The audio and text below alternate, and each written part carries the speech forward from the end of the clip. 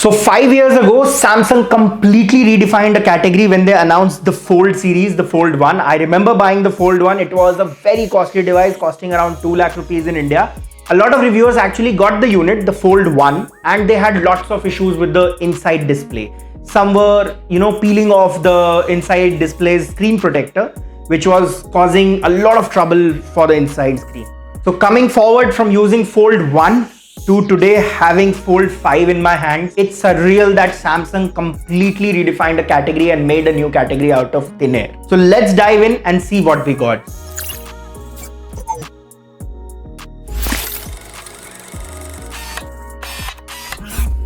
So hey everyone, welcome back to another video of Shut and Vajes. Today we are going to do my first initial impressions and kind of review on the Samsung Galaxy Z Fold 5. If you want to see a full review, let me know. We'll make a full review on this. So before going any further, I would like to point out that this year's Samsung phone is, not very glittery. By glittery, I mean that you won't find a lot of changes in Samsung's phone today.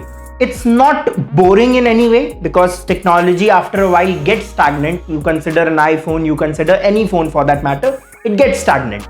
With this, Samsung has made, important refinements with the device. I remember when I held the device first in my hand, and after opening it, from that time till today, the overall experience has been better. What we say for Apple, it just works. So with this device, it just works. Now let's get into details. First, let's talk about Hinge. So they have completely changed the hinge mechanism. They have added something new hinge to the phone, which actually makes the phone close flat, because earlier I remember I had a lot of issues with Samsung phone that dust gets inside and it gets trapped inside the phone when it's in your pocket or it's lying somewhere, a windy area, or if you're somewhere where there's a lot of dust, it used to get inside the screen and it used to cause scratches also on the screen. No problem like that in this.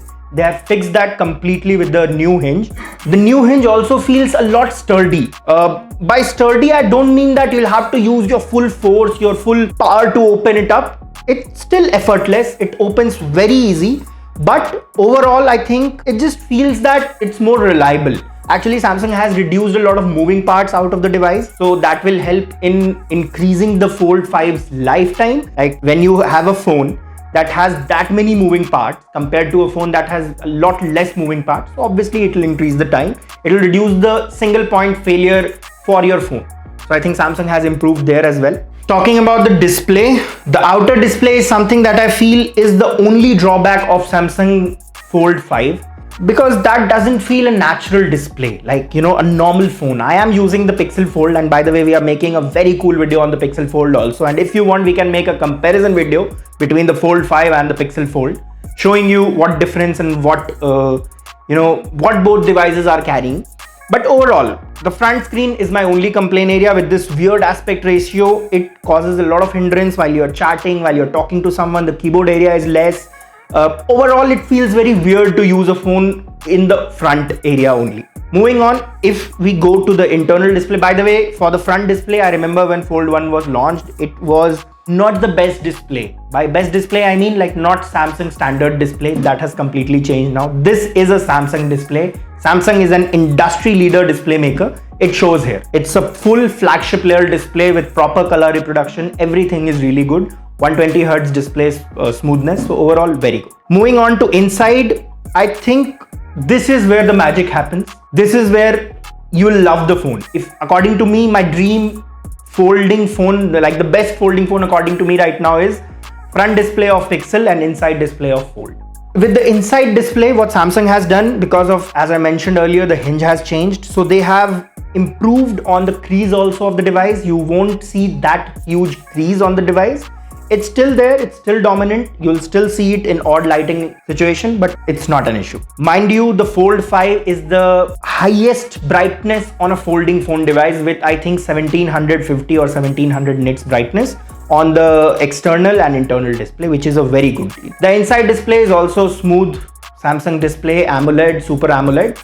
It's good. It's really good. The color production is really good. I was using Pixel Fold as my daily driver, and when I turned this on, I instantly loved the display. It's that good. Coming to the performance of this device, this one packs the same chip as the S23 Ultra, so it won't have any problems. This one has the overclocked Snapdragon 8 Gen 2, which Samsung is calling Snapdragon Gen 2 for Samsung. So that's a good deal. Gaming wise, I tried to play a little game of Asphalt 9 and PUBG on the device. It's really good. I'm a little cynical about my devices, so I was cynical that when I'm playing and when I'm in the zone, I might press the screen too hard, the internal screen, and it might cause a damage, but it won't happen. It's not that clumsy anymore. Overall, performance wise, no complaints from Samsung. One UI, I remember using Samsung's user interface back then, and today it's miles ahead. It's just brilliant, and the One UI user experience has improved a lot. So overall, I think performance wise, you also won't have any problems. The device will handle anything that you throw at it right now with flagship level performance. And also Samsung promises you 5 years of security updates just as Pixel Fold. So that's also a +1 point for Samsung Fold 5. Moving on to the next point, that is the camera. This is a point where I think Samsung still, makes the Pixel feel like a tier 2 device. Reason being, it doesn't give it the flagship level hardware. This one still has the same hardware as last year.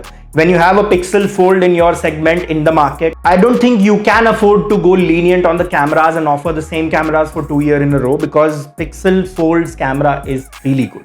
Next thing I'd like to point out about the camera is the picture wise, it's a Samsung-y camera, but not flagship level. It does try to overblow things. It does try to give you the contrasty HDR images, but it's still not a flagship level camera that I felt, and I think Samsung should work on it and improve on it. It still has all those gimmicks of a folding phone. Use the back camera as your front camera to take a selfie, although I feel that using the front camera to take a selfie is better choice, because the front camera has better algorithms to produce your skin tone rightly, which I think the back camera lacks. So camera wise is also something that I think is a little drawdown of Fold 5. Coming to the other part, that is charging and all those other things. So charging, Samsung actually supports 25-watt charging on paper. Yesterday when I was charging the Pixel Fold and Z Fold 5, I felt that this one charged a lot faster. By the way, I also have a very cool shot coming about a very cool charger.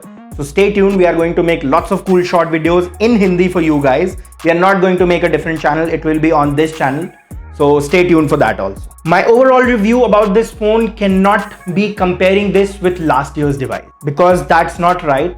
Not everyone who bought a Fold 4 needs to come to Fold 5. If you compare it to Fold 3, you will feel a lot more significant changes, a lot more significant improvements in the device. So according to me, a 2-year cycle for phone updates is good. As a company, Samsung cannot afford to, launch a phone every 2 years. They have to launch a phone every year. I understand that. But as a consumer perspective, I think people coming from Fold 3 or lower, people who are using Fold 1, for them, this will be a generational leap ahead. It's that different.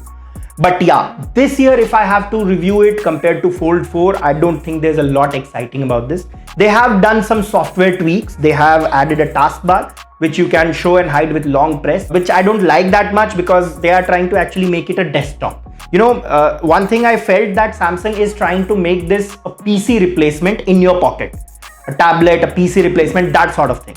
So I think Samsung is going on the right track, but they need to figure out the front screen. That is something that I feel is not good at all.